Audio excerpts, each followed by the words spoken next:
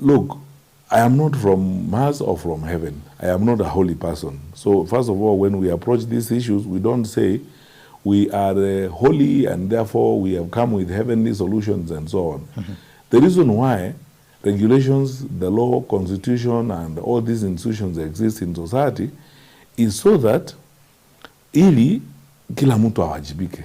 You know VOJ, ukienda hata kwa kanisa, kama hakuna sheria kwa kanisa, hata pastor na priest wanaweza kufanya mambo ya ajabu. Hata kwa boma kuna sheria. Hata kwa boma kuna sheria. Inafuatwa vile mambo inafanya.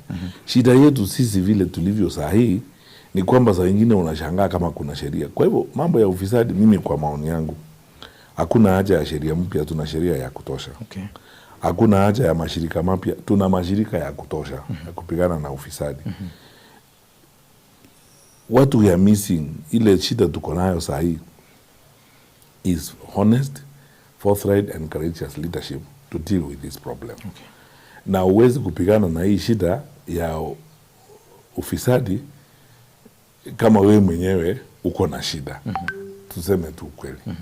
Kwa sababu you can't tell people to stop doing what you do every day. Sasa ni Wakenya sisi tuamue, tuwachague viongozi. Kumaanisha nini katika huu muktadha? Viongozi wetu wengi wa kitaifa wako kwa hii mambo. Na hii ufisadi na uporaji wa nchi unafanya na wakubwa wa nchi. Okay. That is it. Kwa hivyo hawawezi kuzuia kitu ambao wao wenyewe wanafanya. Kwa sababu ukiangalia haya maneno yanafanyika, unajiuliza hii kitu inaweza kufanyika kweli kama serikali inasimama imara?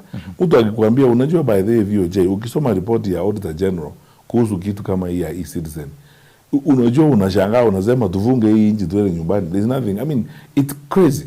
Because mambo yale Auditor General anazungumzia yale, unajiuliza swali la kwanza, ilifanyikaje na inafanyikaje kwa nchi ambayo iko na sheria na katiba?